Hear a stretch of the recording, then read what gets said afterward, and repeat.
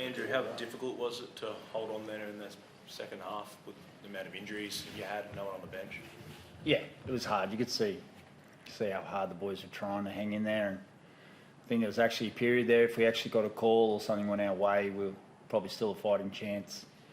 And they would have found a bit of belief, but they just kept trying, all the way to the end. I've seen those situations blow out and put 3 tries on a team late, and even 4 tries, and the boys hung in there, and really proud of that. So it was hard, but we owned a couple of moments we could have really come home swinging. But I was proud of the boys. When you say got a call, like, is there something you're unhappy with? No, I'm just saying like a 50-50 or something goes your way. If you're giving yourself a chance, we were trying to complete there. I think the ball's in play. We're just going set for set. We weren't playing fancy footy. We didn't have the bodies or the energy to move the ball around. We had to kind of grind with our outside backs, then give our forwards a carry, and then kick chase and keep trying to stay in it. And often you get a call, but they were clean, Melbourne. They were really good in that situation. And that's what I mean by if we just got something like that, like a moment where an error or a penalty or something, it could have been the difference where we had another crack at them. But that's the way it is. Sorry. How proud of you are you of that effort, given how the second half unfolded? But is there a tinge of disappointment as well that the way things did unfold in that second half? Yeah, I just don't want us to get confused between being proud and kind of making excuses for moments. Like we had enough moments there we needed to own and execute, and there's no one in that shed. So the players themselves are coming up to me saying we need to be smarter in this situation, that situation, but they're proud of each other, and and I'm proud of them. Like I really am. Like the thing I want us to leave knowing, like I think I knew it before with tonight, and I think you can tell the boys know it, that they know they're a good football team,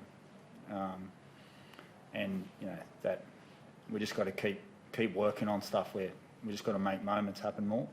But we look like a great team when we get it right.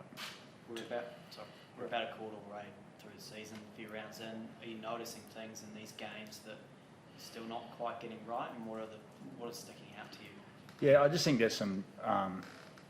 There's 3 seconds before Dylan Walker enters the field. We scored when one in the bin.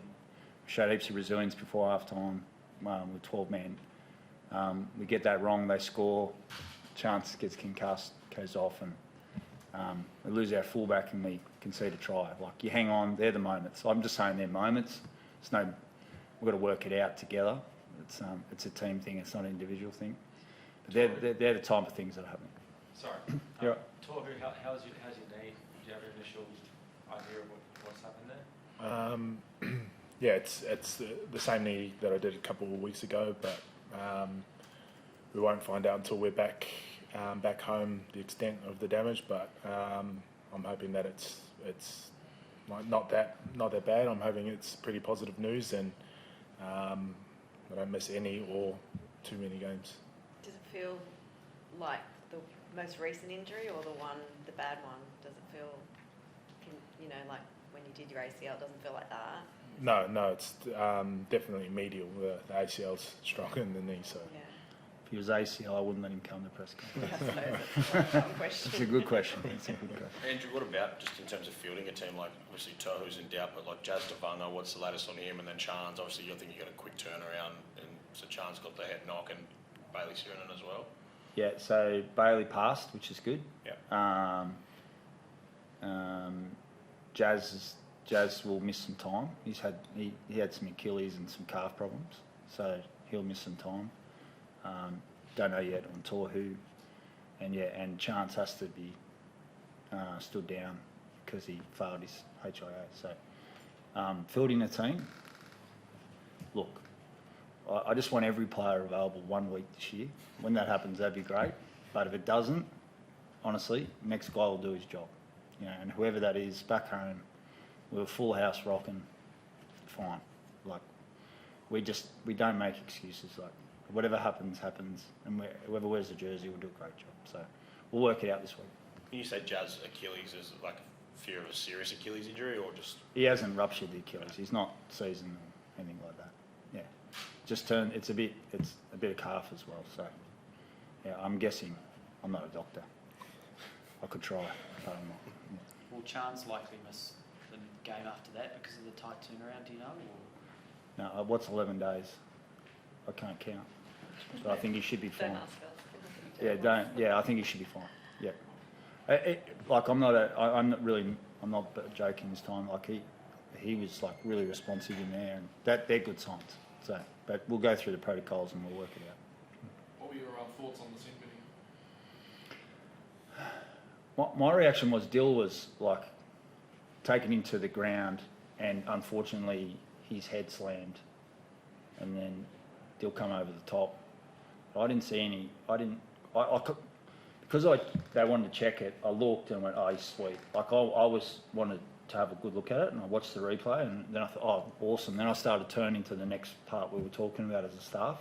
Then I turned around, they were calling him out, and they gave him 10. So I just initially, thought it was a really good tackle, driving him to the ground. I didn't see any arm around his head.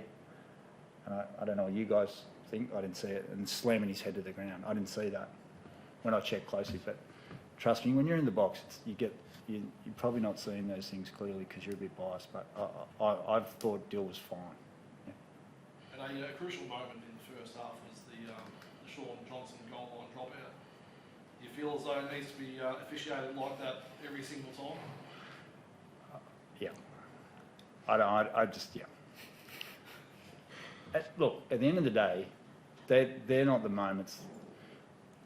If Sean went for a short drop out there and he kicked it out on the full, right, they were not going to go for goal. So it didn't have an impact. If they tap it 10 metres out, we've got to defend that. So they're not the moments. If that was like a yardage penalty like that or something silly, I think you've got to officiate it the same way. But that doesn't cost us the game. Yeah. Nick Meaney's second try, I think there was a potential shout for a knock on. What did you make of that? But also, definitely seemed to shift the momentum regardless. Yeah, I don't know. This is just, I'm in skating on thin ice. So, I wish it wasn't a try, but it was. So I'll take the call. The call is what it is. Yeah. Are they potentially like try given all good? Are they potentially the moments though that it did shift the momentum and you need to kind of regroup a bit more there? No, so they're the moments we've got to be in charge of. So two players collide. There's a loose ball on the ground, and we're not there to clean it up. They are. So that's us saying to ourselves, let's not make excuses. That's what the players are coming to me and they're saying. Like, yeah, it's all well and good. Things might not have gone our way at times, but we've got to own that bit. So, one, why weren't we on the loose ball? And why were we colliding in the air? And then you take it out of the referee's hands if that's the case. And I'm not critical of the decision. I don't know. So, I'm just saying that we've got to own it. Cool. Thank you.